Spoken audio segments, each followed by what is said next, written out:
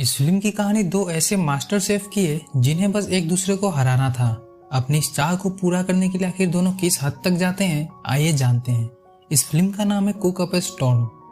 Film की शुरुआत होती है सेवन नाम के एक 30 साल पुराने चाइनीज लोकल रेस्टोरेंट से, जहाँ के शेफ स्काई के हाथों से बने खाने को खाने के लिए लोग दूर दूर से आया करते थे।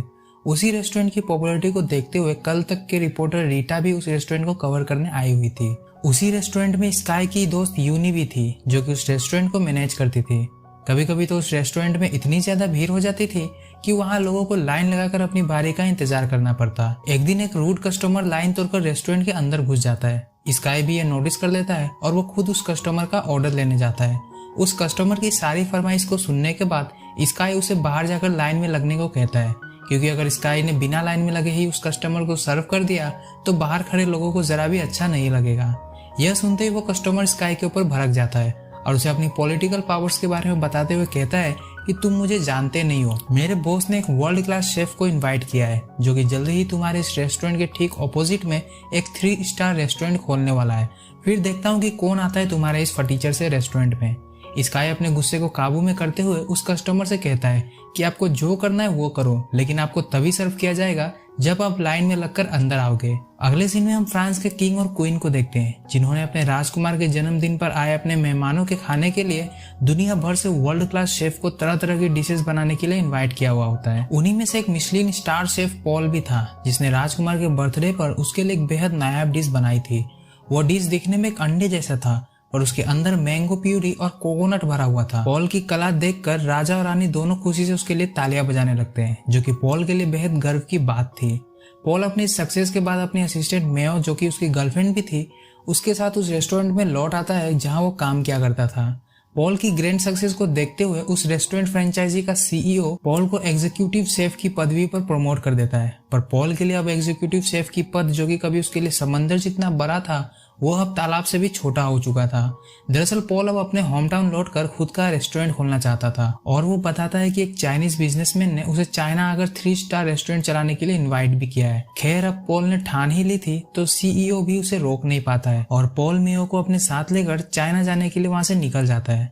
दूसरी तरफ स्काई का एक रेगुलर कस्टमर उसे बताता है कि उसके रेस्टोरेंट के सामने जो न्यू रेस्टोरेंट खुलने की बात है वो कोई अफवाह नहीं बल्कि सच है। स्काई इस बात से थोड़ा अपसेट हो जाता है। वो चाहता था कि उसकी कॉलोनी भी डेवलप हो, पर डेवलपमेंट के नाम पर वहाँ सिर्फ और सिर्फ बिल्डिंग ही बन रही थी और धीरे धीरे उसकी कॉलोनी को वहाँ से हटाया जा रहा था। साथ ही साथ उसे इस बात का भी डर था कि नए रेस्टोरेंट की वजह से उसके बिजनेस को लॉस भी झेलना पड़ सकता है।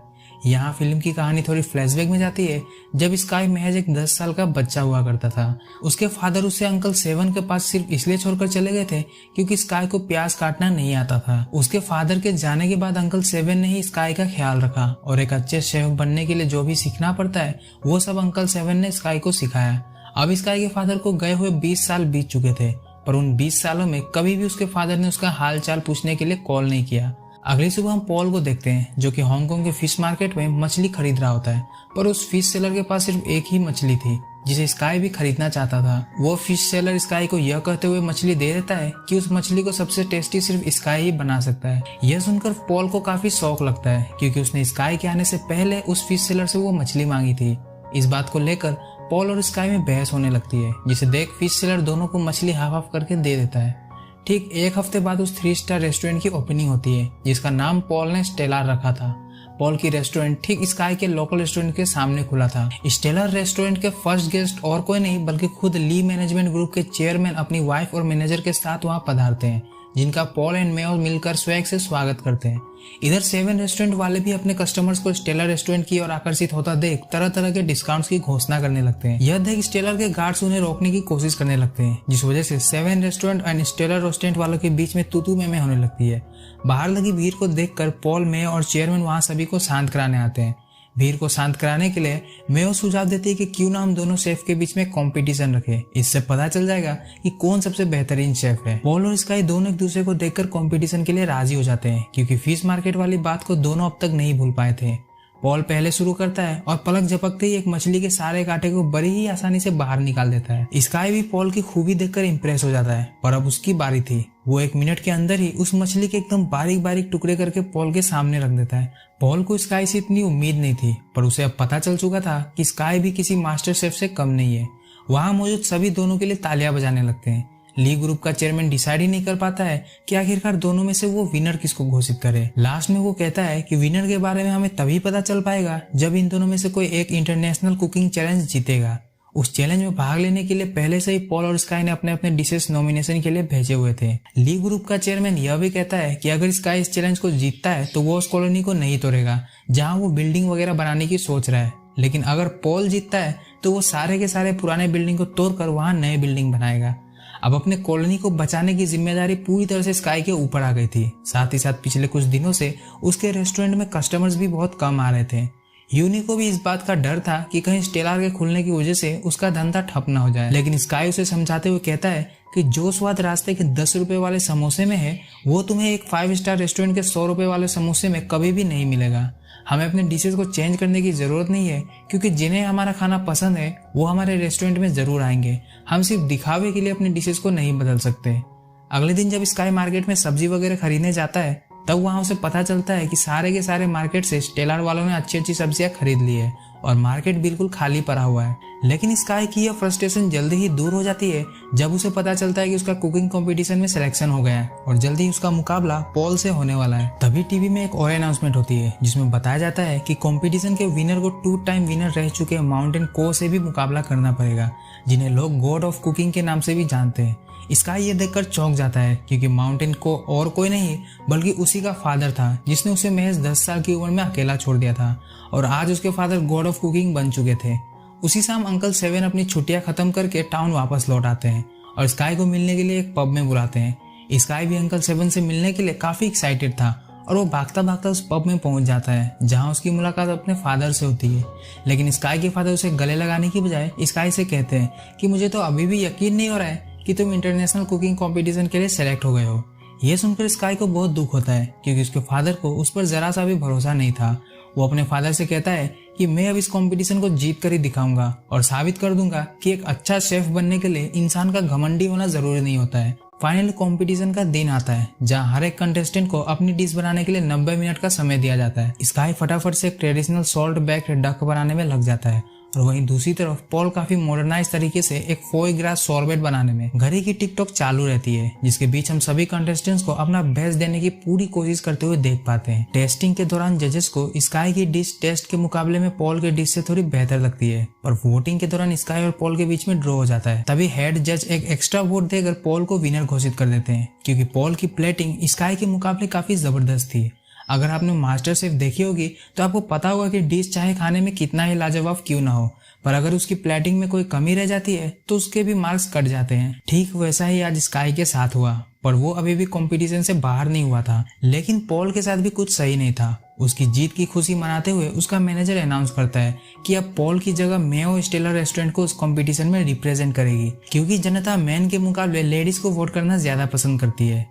पॉल जब इस बात से इनकार करते हुए खुद को डिफेंड करने की कोशिश करता है तब मेयो उसका एक सीक्रेट मैनेजर को बता देती है। सीक्रेट यह था कि पॉल को मसालों के बीच का टेस्ट पहचानने में प्रॉब्लम होती थी और वो हमेशा अपने साथ एक नोटबुक रखा करता था जिसमें रेसिपीज के मैनुअल्स लिखे होते थे और उस नोटबुक के बिना पॉल कुछ भी ढंग से नहीं बना पाता था। मेयो ये साबित करने के लिए पॉल को कॉफी के 2 कप्स देती है जिसमें से एक ज्यादा सॉल्टी था, पर पॉल टेस्ट करके बता नहीं पाता है कि आखिरकार नमक कौन सी कॉफी में ज्यादा है। साथ ही साथ मेयो पॉल से यह भी कहती है कि मैंने तुमसे कभी प्यार किया ही नहीं, मैं तो तुम्हारे साथ बस इसलिए थी ताकि एक दिन मैं तुमसे आगे निकल सकूं। और इतना कहकर मेयो उस रेस्टोरेंट के मैनेजर की तरफ हो जाती है। ये सब देख और सुनकर पॉल का दिल पूरी तरह से टूट चुका था और वो उसी वक्त वहां से चला जाता है। उसी रात स्काई की मुलाकात पॉल से होती है जो कि उसी कुकिंग कंपटीशन के स्टेडियम के बाहर बैठकर ड्रिंक कर रहा था। एक पल के लिए दोनों अपनी दुश्मनी को भुलाकर अपने बीते हुए कल के बारे में एक दूसरे को बताने लगते हैं। पॉल बताता है कि उसके फादर एक बहुत बड़े शेफ थे और उनकी ये इच्छा थी कि पॉल भी एक दिन बहुत बड़ा शेफ बने। स्काई भी अपने गॉड ऑफ कुकिंग के रिश्ते के बारे में पॉल को बताता है। दोनों अब एक दूसरे की दुख को समझ चुके थे और इस वजह से दोनों में दोस्ती हो जाती है। पॉल अभी भी कंपटीशन में हिस्सा लेना चाहता था, पर अनफॉर्चुनेटली वो स्टेलर को रिप्रेजेंट नहीं कर सकता क्योंकि मेयो ने उसकी जगह ले ली थी। सारी रात कंपटीशन के रूल बुक को पढ़ने के बाद पॉल को पता चलता है कि वो इंडिविजुअली उस कंपटीशन में हिस्सा ले सकता है। पॉल स्काई से कहता है कि क्यों ना हम मिलकर सेमीफाइनल की तैयारी करें, जिसके लिए स्काई भी राजी हो जाता है और अगले कुछ हफ्तों तक दोनों मिलकर कंपटीशन जीतने की तैयारी में लग जाते हैं। फाइनली कुछ दिनों बाद चाइना के मकाओ शहर में इंटरनेशनल कुकिंग कंपटीशन का सेमीफाइनल शुरू होता है। इस राउंड में जीतने वाले कंटेस्टेंट को गॉड ऑफ कुकिंग यानी कि माउंटेन को के साथ आखिरी मुकाबला करना होगा। राउंड शुरू होते ही स्काई एंड पॉल मिलकर एक ट्रेडिशनल डिश को काफी मॉडर्न तरीके से बनाने में लग जाते हैं। वहीं दुनिया के काफी सारे देशों से कंटेस्टेंट भी आए हुए थे, जैसे कि जापान, इंडिया, अमेरिका, रसिया और भी कई सारे। मेयो भी उसी कंपटीशन में फाइनलिस्ट बनने की तैयारी कर रही थी। वो एक फ्रोजन ऑयस्टर डिश बनाती है जो कि दिखने में वाकई काफी खूबसूरत लग रहा था, पर जब उसे टेस्ट करने की बारी आती है तब जजेस को मेयो की वो डिश काफी फीकी लगती है। दूसरी तरफ स्काई की मसालों की समझ और पॉल की मॉडर्न तरीके से डिश बनाने की टेक्निक की मदद से दोनों मिलकर एक डीकंस्ट्रक्टेड टोफू बनाते हैं, जो कि भले ही एक चाइनीज ट्रेडिशनल डिश थी, पर दोनों ने मिलकर उसे एक मॉडर्न लुक देने की कोशिश की थी। जजेस को भी उन दोनों की वो डिश बाकी सभी कंटेस्टेंट के मुकाबले सबसे ज्यादा अच्छी लगती है और sky and Paul final round में पहुंच जाते हैं। सभी उन दोनों के लिए तालियां बजा रहे थे, पर पॉल की नजर मेयो की तरफ थी, जिसका सर शर्म से झुका हुआ था। अब फाइनल राउंड में किसी एक को ही गॉड ऑफ कुकिंग के अगेंस्ट कम्पीट करने की इजाजत थी। पॉल स्काई को वो मौका देते हुए कहता है कि मुझे मसालों की उतनी समझ भी नहीं है, मेरी जगह तुम ही इस चैलेंज के लिए बेस्ट रहोगे। तुम्हें अपने डैड को साबित करके भी तो दिखाना है कि तुम उनसे कम नहीं हो। फाइनली इंटरनेशनल कुकिंग कंपटीशन का फाइनल राउंड शुरू होता है, जहां स्काई अपने फादर के ठीक ऑपोजिट में उन्हें चैलेंज करने के लिए खड़ा था। दोनों को अपनी डिश तैयार करने के लिए पूरे 1 घंटे का समय दिया जाता है और घंटी के बजते ही स्काई के फादर अपनी डिश बनाने में लग जाते हैं। लेकिन स्काई अभी भी उस दिन को याद करने में खोया हुआ था जब उसके फादर उसे अंकल 7 के पास अकेला छोड़कर चले गए थे। स्काई को ख्यालों में खोया हुआ देख उसके फादर उसके चेहरे पर पानी का छींटा मारते हैं। तब जाकर स्काई को होश आता है और वो आटा गूंथने में लग जाता है। समय समाप्त होता है और हम स्काई के फादर की डिश को देखते हैं, जो कि दिखने में बेहद खूबसूरत लग रही थी। उस डिश की खूबसूरती देखते ही बनती थी और वहां मौजूद सभी लोगों को पता चल जाता है कि आखिरकार उन्हें गॉड ऑफ कुकिंग क्यों कहा जाता है। दूसरी तरफ जजेस को स्काई के डिश के आने का इंतजार था, पर स्काई किसी खास चीज को बनाने की जगह एक सिंपल नूडल बनाता है। उस नूडल के तैयार होने के बाद स्काई उसे अपने फादर को देता है, जिसे खाकर उसके फादर को भी वही रात याद आ जाती है जब उन्होंने अपने बेटे को नूडल्स ना बना पाने की वजह से अकेला छोड़ दिया था। आखिरकार स्काई के फादर मान ही लेते हैं कि स्काई अब एक मास्टर शेफ बन चुका है और स्काई के लिए बस इतना ही काफी था।